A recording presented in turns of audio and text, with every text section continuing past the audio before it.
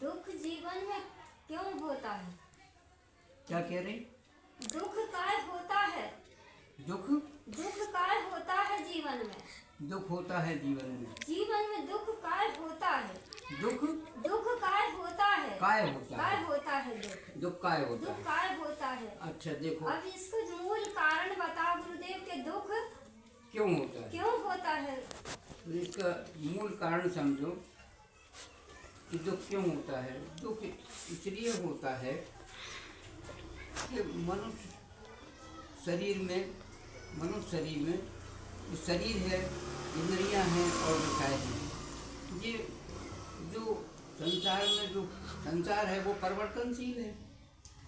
इसको परिवर्तनशील संसार का परिवर्तन हो रहा है। तो जीव आत्मा ने जो अपना नहीं है, न शरीर अपना है न ये संसार अपना है, इस संसार और शरीर को अपना मान लिया और अपना मान करके उसमें सुख ढूंढ रहा है।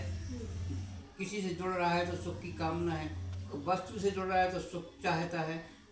उसकी जो सुख की चाहत है उससे वो कर्म कर रहा है, सुख दुख के लिए कर्म कर रहा है।